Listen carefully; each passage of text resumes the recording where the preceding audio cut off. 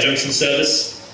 First stop Sutherland, then Denali, Como, Oatley, Mortdale, Penshurst, Hurstville, Alloa, Carlton, Cogra, Rockdale, Banksia, Arncliffe, Wallow Creek, Tempe, Sydenham, Redfern Central, Town Hall, Martin Place, Kings Cross, Edgecliff and Bondi Junction. This train is due to arrive in approximately 15 minutes. The train home from uni yesterday was packed. First carriage, nothing. Second carriage, nothing. I made my way through to the third carriage and finally found a seat. I met my maker. This filthy guy in filthy high heels glares up at me.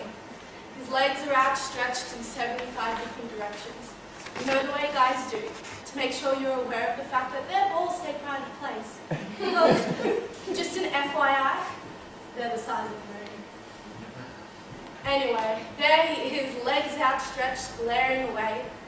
So I politely managed to dribble out and, excuse me, taking mine to remain ever so courteous, his balls aside. But halfway through my words, I got this eye roll, a shift in the seat.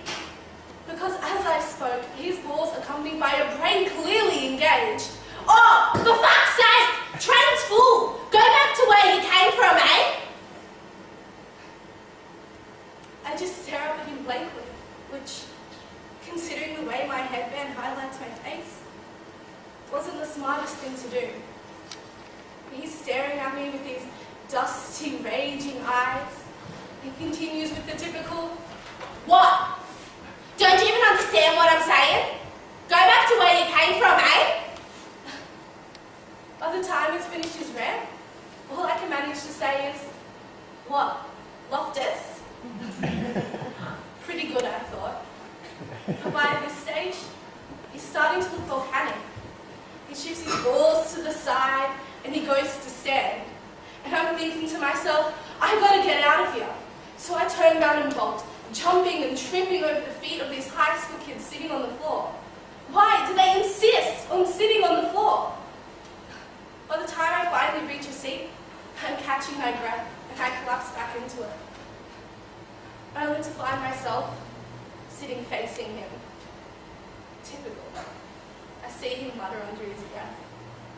"Fucking terrorist!" My eyes begin to swell.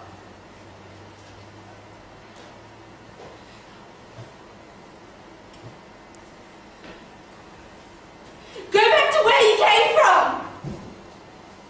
I was born here. Don't you even understand what I'm saying? I only speak English. Fucking terrorist! I only wanted the empty seat.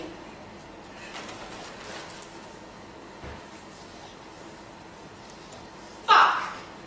There's the girl from yesterday again. She caused such a drama. Shit. Baby girl. Don't sit next to me. No, there she goes.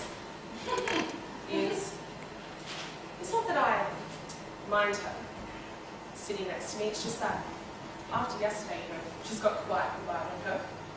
I saw her sass all up on this bloke and I thought, this girl doesn't know her place. Shouldn't have caused such a bloody scene. We've all got to get along in today's society, you know. I am not a racist. I'm not. I just don't understand why people like this just refuse to get along in today's society. But then I guess it wasn't that long ago people were saying the same about me. So the girls and I would go out Thursday, come home Sunday, be blasted and heckled at as we drank ourselves stupid and came prancing down Crown Street in the somewhat late hours of the Sunday morning. Ought to be ashamed of yourselves, fucking faggots! They'd heckle at us. As Donna should run down Crown Street throwing up in every fucking rose garden. Heads bloody spinning from bourbon and leather cleaner. It was all fun. So long as we didn't leave the city. And if we did, we were fresh bait. Even catching the train to Cremen was treacherous. Go back to where you came from, you fucking poofters! We were, even still are, the minority. Out! And completely on your fucking own! Or think so until you're practically fucking in protest and throwing up in every one of fucking Molly's rose gardens. Tell you what though, when you first pop it, you think you're overreacting, making something out of absolutely nothing, but then you realise it's happening. It's really happening and you can't do a thing to stop it. You get angry. You get really fucking angry and then you start making excuses for them. You know, like, oh, their lack of education or even just their humanity. And it becomes so regular, you don't even notice. And then eventually, neither do they.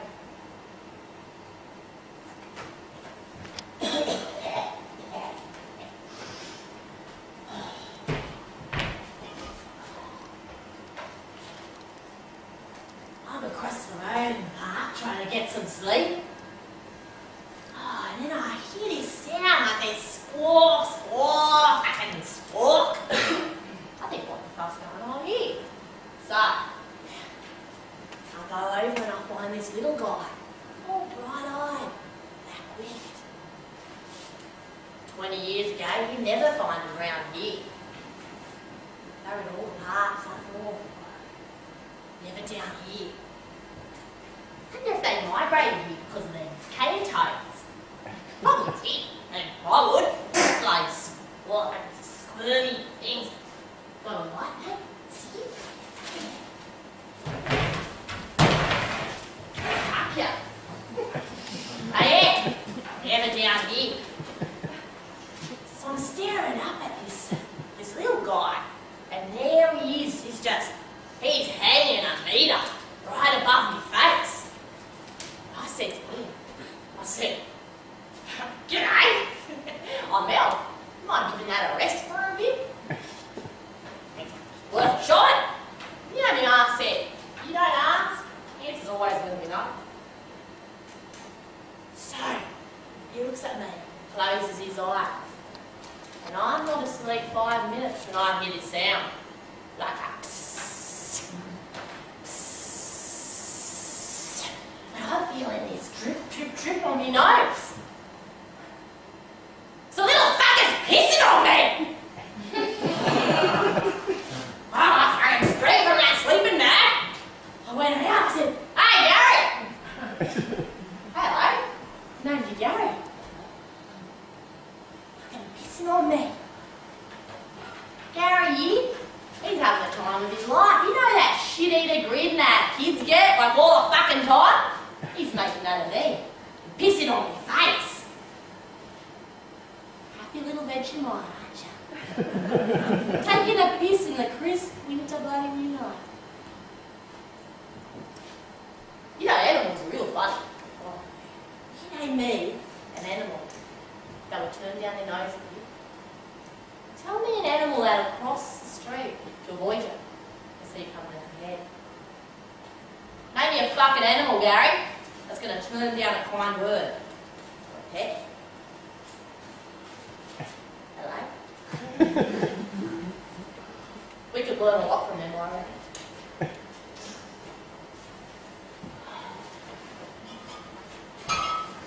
Oh. That young lassie from the other day. Dave hid right cheek of the train. She was just looking around for an empty seat. Good Lord, he had to create a scene. I wonder why the youth is so angry these days. I bet it's the pictures. I went and saw that La La Land the other week with my granddaughter. She thought it was absolutely boring. I thought it was just beautiful. It really took me back, you know. My wife and I, bless her heart, she's passed on now. We used to take the tram from Bondi up to the Cross and watch all the movies. Mostly musical ones. You know, the ones that are just all magic. High Society, An American in Paris, Gene Kelly, Fred Astaire. Heaven, down in heaven. They were just great. Nowadays, knives, blood, kidnapping, violence, stress. We had none of that back in my day. My wife and I had it so good, you know. No fear in the world. Except for the Russians. And the Japs. Then the Russians again. But no, other than that, life was great. We had no stress. Now people are so worried about where they're going, who they are, and what are you doing? They've forgotten how to live just a simple, wholesome life. That's all about making a show of themselves on the internet. And I bet she tweeted on MySpace about her drama yesterday on Facebook. Attention customers, the next train to arrive on platform 1 is the Bondi Junction service.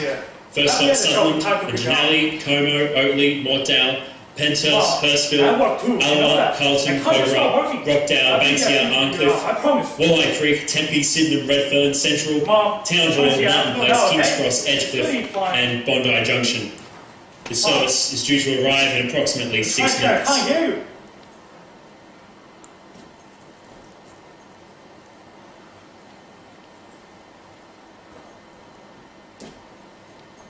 Well, I was trying to get my dad out here. We've got appointment 3 with an immigration lawyer to see what our options are. Mom's pretty excited. I've been here 8 years. I got lucky. I passed scholarships in finance in Sydney Uni. I also work at a karaoke bar in the Haymarket to pay the rent. And my parents pay half the tuition fees. God knows how. My family owned a Christmas factory in China. We used to make trees and ornaments. When I was a kid, we made fake snow as well. I'd always drape myself in and I parade around the factory floor. It was so white and it sparkled shiner than anything I've ever seen. Our workers would laugh. Some would join in when my father wasn't watching. My father was as much of fun as they were. If I was caught with it, I have to pay double for it. But I thought it was worth every cent. Dad finally realized and began threatening violence. But I still thought it was worth it. Until he came good on his word and beat the shit out of me behind 6-foot replica German pine box for shipment to the States.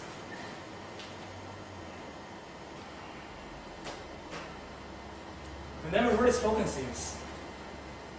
A week later, Dad shut down Snow Line, I think, because it was a bad remainder of his temper. Mom stole me half meter of it and hid it at the bottom of my bag. She told me not to take it out ever. And it would serve as a reminder to work hard so that one day I could leave China for a lighter, brighter, and happier place. I didn't really understand that at the time, but I wasn't keen on being punished again, so she might have been punished too for conspiring if Dad ever found me. So I did as she said, work hard. Here we are, his mom. We're bloody fine. He never even wanted me. He applied 100 times to the Communist Party so that he could have another son. He used to tell his friends he was finished, so that when he died, it would all have been for nothing. The factory would be closed because I could never run the business strong as his.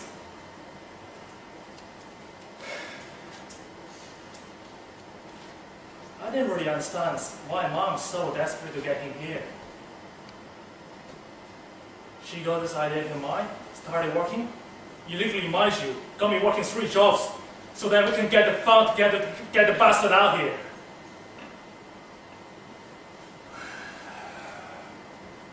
Santa himself.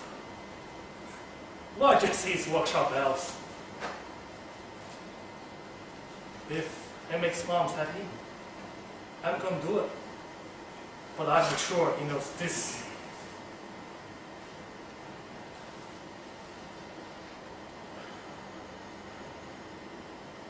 This and his son, except for him being free, for him being here.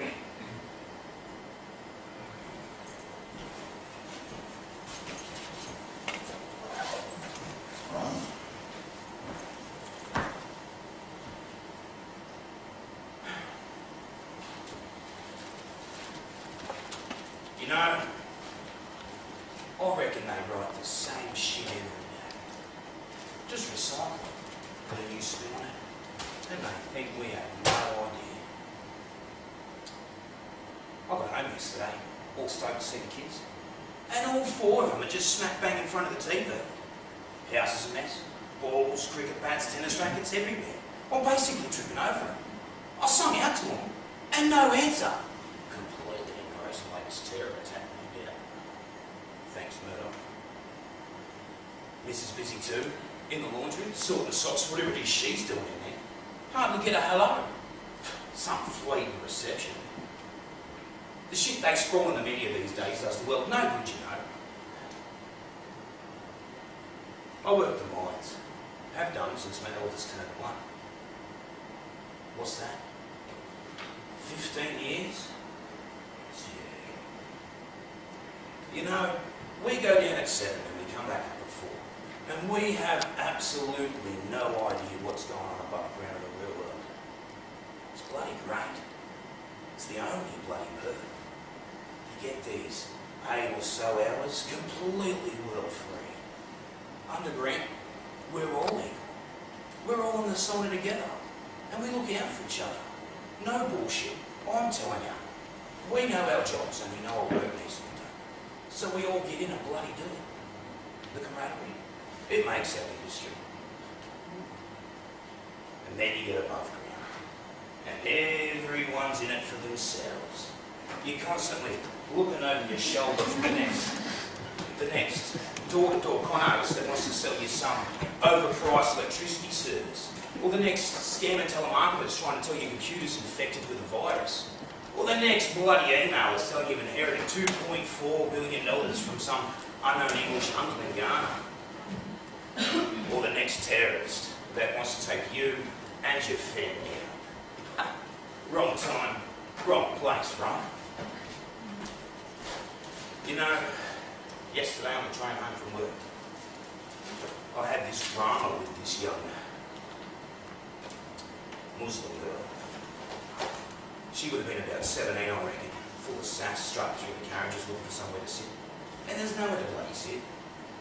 She's got one of those headscarf things wrapped around her head. I saw her coming from the carriage before mine. And she's ducking and tripping and stomping all over people. I thought, fuck! Here we go. Here's another one out for themselves. You can't just stand like the rest of us. You've got to search and fucking search. Anyway, she comes through my doors, trips on my esky, and I just lose it. I had a shit day at work and I was still sweating and I wasn't in the mood. So I told her, train's full and she needs to fuck off back to where she came from. But what I meant was the carriage she come from, not the fucking country. And all of a sudden, I'm the bad person. She pulls the racist card and what am I supposed to do? Back down? Fuck! Why bother? Already look like a prick. But she... You know what? The princess asked me back. So I just gave her the typical, don't you speak English card. She was looking for it anyway. And she pushed me so bloody far with her racism. But you know what? Princess got her seat. Had to turn and face me. Well, I was still spitting chips at this stage. I couldn't control myself. The words just sort of fell out of my mouth. Terrorist. I'm not a racist. I'm just a hard-working Aussie bloke and sometimes I lose my temper. It's just all the fucking self-entitlement.